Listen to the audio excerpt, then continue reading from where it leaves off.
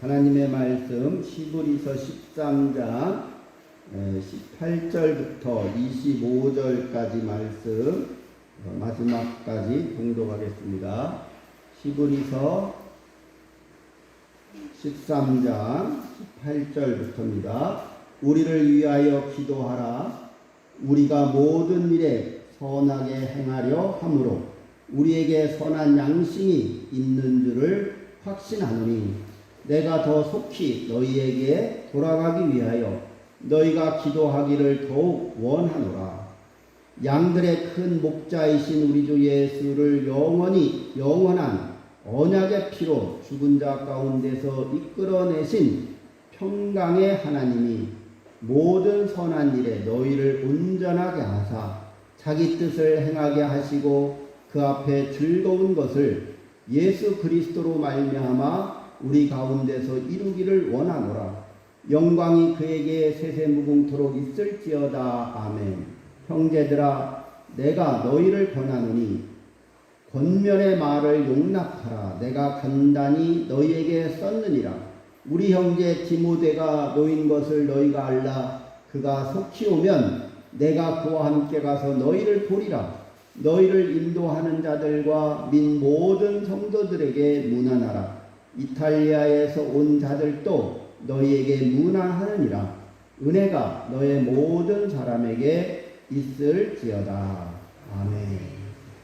시브리서를 우리가 읽으면서 이제 13장 마지막 마무리 인사 본문까지 보게 됩니다. 다음 주에는 야고보서를 하도록 하겠습니다. 그 18절에 보면 우리를 위하여 기도하라. 그래서 우리라고 하는 복수 형태를 썼죠. 그래서 이 시브리서를 쓴 사람들이 하나의 개인만이 아니라 같이 이 모임을 하고 있지 않았을까 그렇게 생각을 합니다. 그래서 한 사람의 생각만을 쓰기보다는 그 지도자들이 모여서 이 디아스포라 유대인이라고 해요. 이렇게 흩어져서 떠돌아다니는 유대인들, 디아스포라 유대인들이 주로 이 히브리서를 읽는 신앙 그리스도인들이죠. 그 사람 유대인들이 많은데 이들에게 복음을 어떻게 우리가 증거해야 될까 하고 고민을 많이 하다가 결국은 이 히브리서를 쓰게 된 계기가 된 거죠. 그래서 이 구약의 말씀 인용을 많이 하는 거예요. 그리고 구약의 율법이나 이런 것, 제사장의 문제, 제사의 문제 이런 것들을 언급을 하면서 우리 유대인들이 그 모세 율법에 의한 그 여호와 하나님, 야훼 하나님을 우리가 믿고 율법을 지켜왔는데 그 율법을 온전히 이루신 분이 바로 예수님이시다. 그러면서 이제는 옛 율법에 매여 있지 말고 새 계명, 새 계명이 예수님이 그랬죠. 하나님을 사랑하고 이웃을 사랑하라. 이 새 계명, 그 의식이나 어떤 형식이나 율법의 어떤 조항에 매여 있는 신앙이 아니라 그런 것으로부터 자유로운 신앙이 돼야 된다. 그러려면은 우리가 예수를 믿어야 되는데 예수님께서 우리에게 율법이나 세상적인 것으로부터 우리를 자유케 해주셨다 하는 것을 이야기하는 거죠. 그러면서 우리가 이런 것으로부터 벗어나서 부활하신 예수님을 우리가 믿고 부활하신 예수님의 말씀을 따라서 신앙생활을 우리가 잘 하자. 이런 권면의 내용들이 있는 것입니다. 그러면서 이 어려운 시기에 우리 서로를 위해서 기도하자. 이 어려운 시기에 기도하자. 그러는 거예요. 그래서 이 시브리서 서신을 바울이 썼다고 생각하기도 하는데 문장이나 그런 거는 바울의 필체 같은 것이 많지 않아서 바울은 아닐 것이다. 그렇게 생각을 하죠. 근데 우리가 마지막에 읽은 디모데가 풀려났다. 뭐 이런 얘기를 보면 디모데 서신을 바울이 썼잖아요. 그러면 바울도 여기 연관이 있나 보다. 그렇게 생각을 하죠. 그래서 바울의 그런 그 신앙관, 신학적인 사상도 이 히브리서에 보면 많이 나오긴 해요. 그래서 제가 생각하기에는 바울이 한 말들을 이 쓴 사람들이 기억하고 있었겠다. 그래서 그 바울의 한 말들을 자기 말로 썼을 가능성이 높다. 그리고 그 뒤편에 디모데에 나온 이야기도 보면 나중에 첨가시킨 거죠. 보면 그 18절 이하에 보면요. 그 20절 이하에 보면 축복과 끝인사를 다 해요. 인사를 다 한 다음에 21절로 끝나요. 아멘 하고 끝나죠.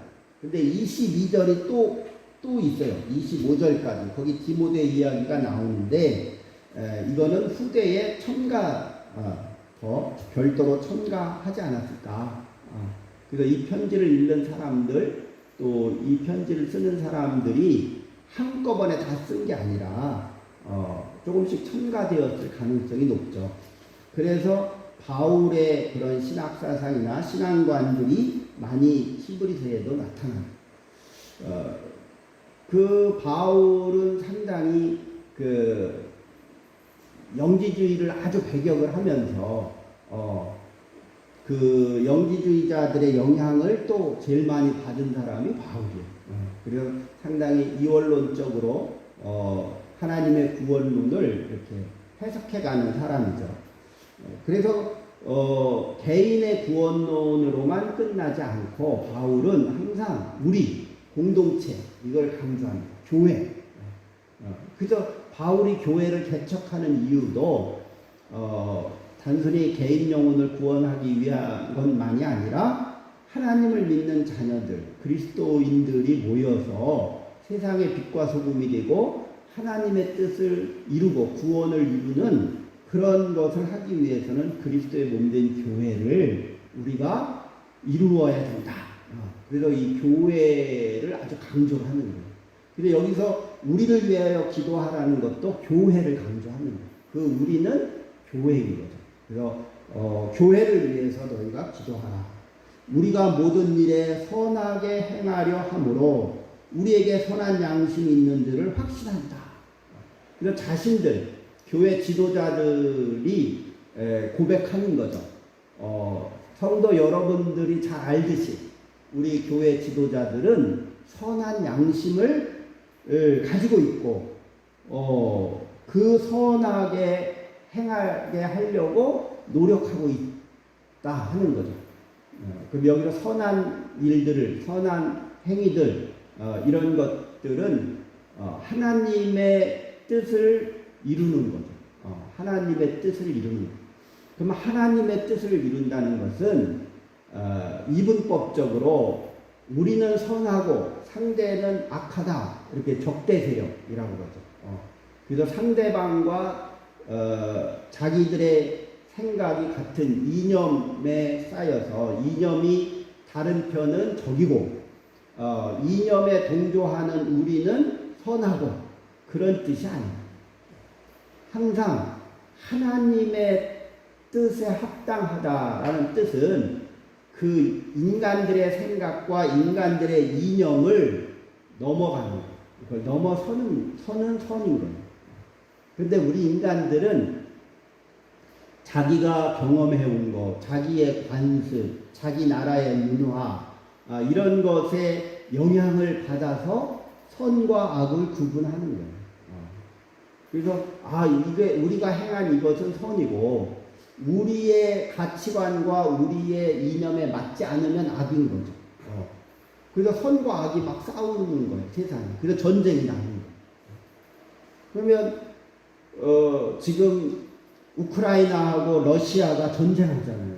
그러면 전쟁을 하면 많은 사람들이 저 소련은 공산당이고 사회주의고 저놈들은 독재 사회고 그러니까 저놈들은 원래 악한 놈들이라서 전쟁까지 해서 국민을 많이 죽이죠. 그러니까 그 전쟁에서 사람을 죽이는 거는 악한 거예요. 그러면 안 되죠. 하나님의 뜻에 엇나간 거고 하나님의 뜻에 맞지 않는 거예요. 그러면 러시아가 막 그 힘없는 우크라이나 나라를 미사일을 쏘고 막 탱크로 하고 사람들이 몇십만 명이 몇만 명이 현재 죽고 막 몇십만 명이 피난 가고 그러면 그건 악한 거예요. 그래서 러시아는 악하다라고 볼 수 있죠. 우리들의 생각이나 가치관으로 보면 그건 악한 거예요. 그런데 전쟁을 하지 않아도 되었는데 전쟁을 자꾸 부추기고 전쟁을 하게 만든 미국은 더 악한 거예요. 더 나쁜 놈이에요.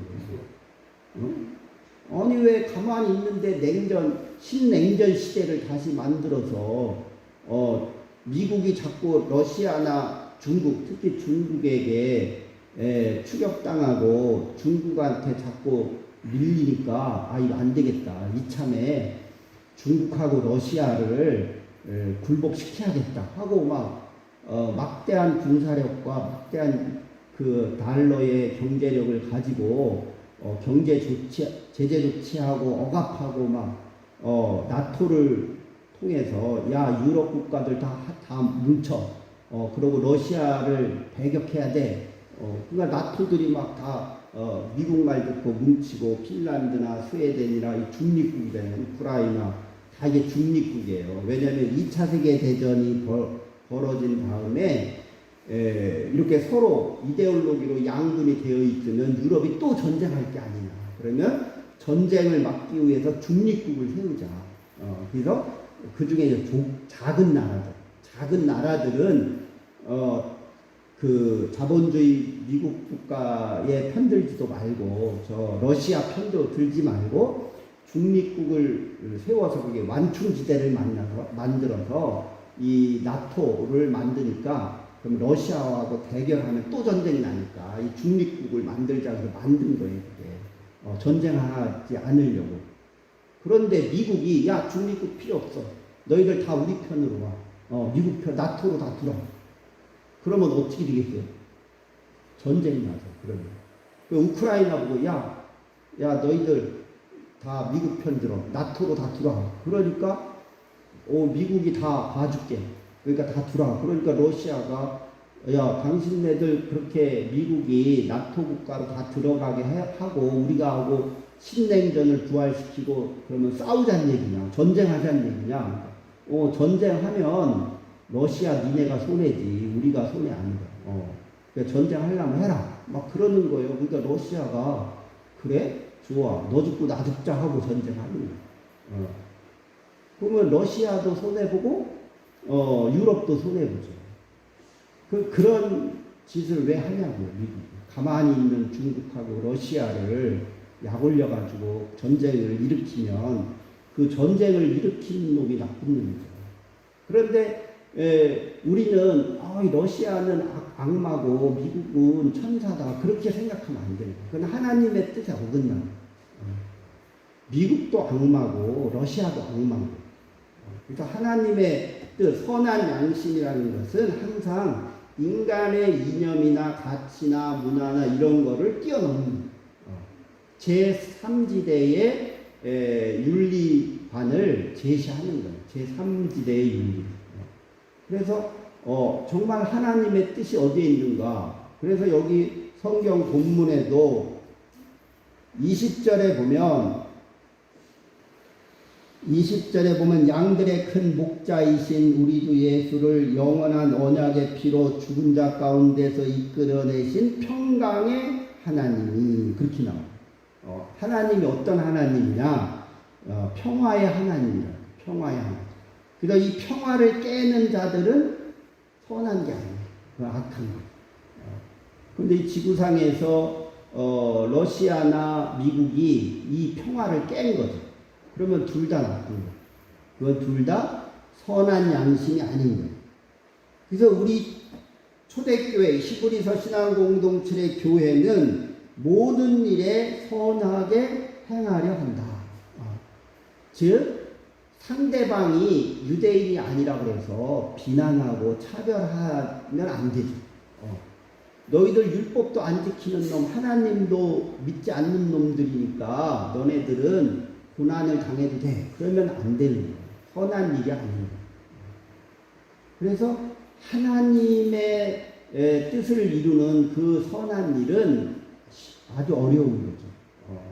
그렇게 하려면 자기의 기득권을 포기해야 돼요. 기득권을 포기를 해야 하나님의 선한 일을 할 수 있죠.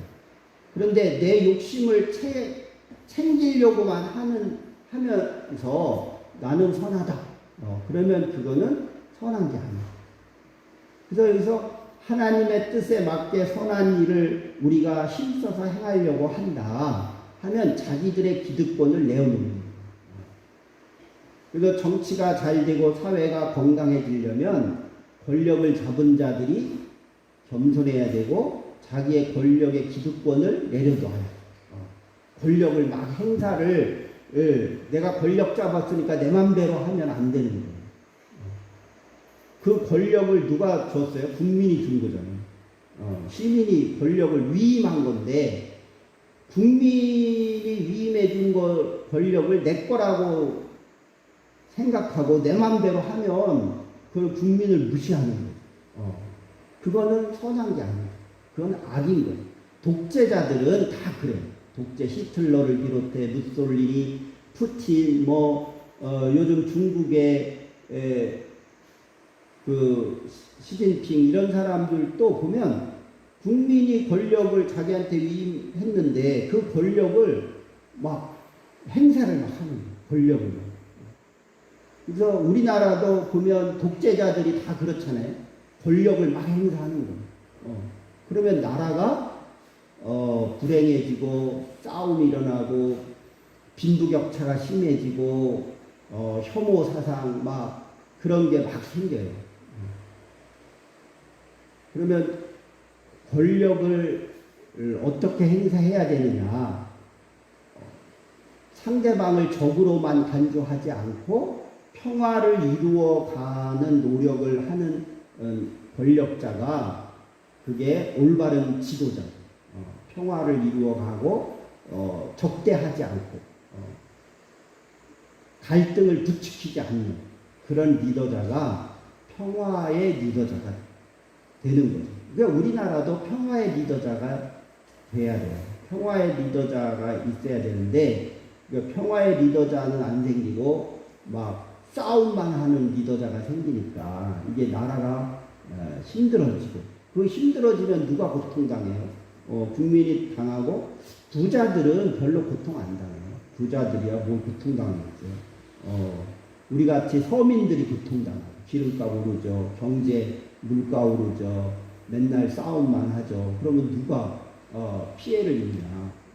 서민인 거예요. 그런데 권력자들은 자기가 피해 안 입으니까 별로 신경 안 쓰죠. 그래서 이 초대교회 그리스도인들의 고민이 그런 거예요. 우리와 같지 않는 자들을 다 적으로 간주하고 그들과 싸우자 막 이렇게 한 교회가 아닌 거예요. 평화를 이루어 가자. 왜? 하나님은 평화의 하나님. 그래서 선한 양심은 평화를 이루어 가는 양심인 거죠. 우리 현대 사회에서는 이 양심의 문제가 되게 복잡해요. 도대체 양심의 기준이 뭐야? 막 이게 헷갈리는 거예요. 누가 도대체 양심가야? 그걸 판단하기가 어려운 세상을 우리가 살고 있어요.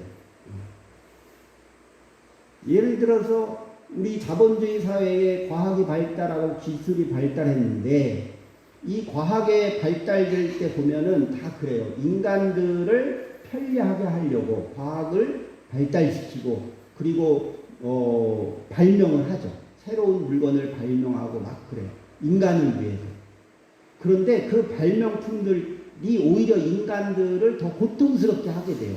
그러면 그 발명품을 만든 사람은 선한 거야, 악한 거야. 뭐 이제 국민들.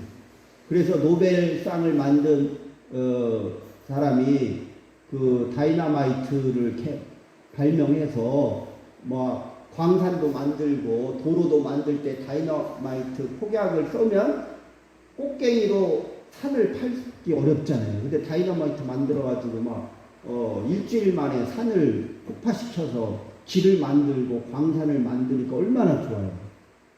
그런데 인간들이 그거를 무기를 만들어서 전쟁을 하는 거예요.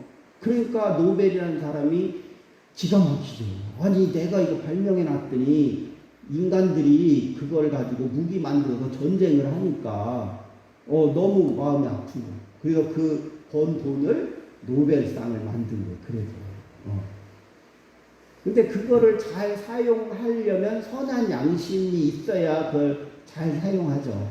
악한 양심이면 인간의 과학을 나쁘게 사용하는 거예요. 그 나쁘게 과학을 사용을 함으로 인해서 사회가 너무 힘들어지고 고통당하는 거죠. 그럼 초대교회 그리스도인들은 이처럼 자기들의 이득과 자기들의 권력을 얻으려고 우리가 핍박당하니까 반드시 게릴라전을 해서 보복을 해야겠다. 그런 생각으로 교회를 이룬 것이 아니죠. 평화를 이루고 하나님의 선한 뜻을 이루기 위해서 이 어지럽고 이 혼탁하고 전쟁이 난무하고 살인하는 이런 이 세상을 하나님이 보시기에 좋은 세상으로 바꾸는 일을 우리 교회가 하자. 하고 교회 운동을 하는 거죠. 그게 바로 하나님 나라 운동. 하나님 나라를 이루어야지 하고 초대교회가 형성된 거죠. 그런데 오늘날 우리 인간들의 욕심 때문에 인간들이 만든 이 그리스도인들이 만든 이 교회는 하나님 나라하고 아무 상관도 없어요. 아무 관심도 없어요. 하나님 나라하고. 우리들의 세력을, 우리들의 권력, 우리들의 부를 축적하자 뭐 그런 생각만 하는 거예요. 여기가 천국이다. 여기가 하나님 나라다 하면서 자기들의 세력만 키우고 부를 집중해서 자기들만 좋은 교회를 만들자고 하는 것은 하나님 나라하고 관계없는 거예요. 그거는 사이비 이단들이나 하는 거예요. 그래서 오늘날 우리 한국 교회를 보면 기존 정통 교회나 이단이나 뭐 구분이 안 가요. 똑같아요. 하나님이 보기에 다 똑같은 놈들입니다. 거기에 선한 것이나 선한 양심이 없는 거죠. 왜 자기들의 이득과 자기들의 권력과 자기들의 그런 세력을 만들어내는 거에만 관심 있지 빛과 소금이 되거나 뭐 하나님 나라를 이루거나 차별이 있고 갈등이 있는 곳에 평화를 이루거나 뭐 그런 데는 별로 관심이 없어요. 초대교회로 돌아가자는 얘기는 그런 쪽으로 교회가 방향을 바꿔야 되는 거죠. 그래서 마지막 축복과 끝 인사를 하면서 21절에 보면 모든 선한 일에 너희를 온전하게 하사 우리가 구원받은 자로서 성숙해지고 온전한 자가 되는 것은 선한 일을 해야 된다는 거예요. 선한 일.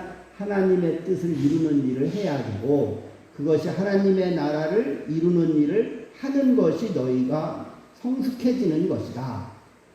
그렇게 해서 자기 뜻을 하나님의 뜻을 행하게 하시고 하나님 앞에 즐거운 것을 예수 그리스도로 말미암아 우리 가운데서 이루시기를 원하노라. 이게 하나님이 원하는 거예요. 예수 그리스도로 말미암아 우리 가운데서 이루기를. 우리 이거를 이제 우리들 마음 속에 이루기를 원한다라고 번역하면 안 되겠죠. 우리 가운데, 이거 공간 개념이에요. 어몽 우리 가운데. 그래서 누가복음 19장에도 보면 하나님 나라가 여기 있다 저기 있다 해도 믿지 마라. 하나님의 나라는 우리 개역성경에는 너희 안에 있다 그렇게 했잖아요. 그래서 그거를 잘못 해석해서 너희 마음 안에 있다 이렇게 번역을 하고 설교를 하는데 그게 뭐 틀린 말은 아니지만 미흡한 번역이죠. 너희 가운데 있다 그렇게 번역을 해야 돼요. 원문의 뜻은 너희 가운데 있다. 그게 어몽유, 그러니까 너희 가운데 공간 개념, 교회 안에 있다. 너희들이 하나님의 뜻을 이루는 그 선한 일을 하는 행위가 있는 그 가운데 있다는 거예요. 어떤 그 예배당 안에 있다는 뜻이 아니에요. 유대인들은 예루살렘 성전 안에 하나님이 계시다 그렇게 믿었잖아요.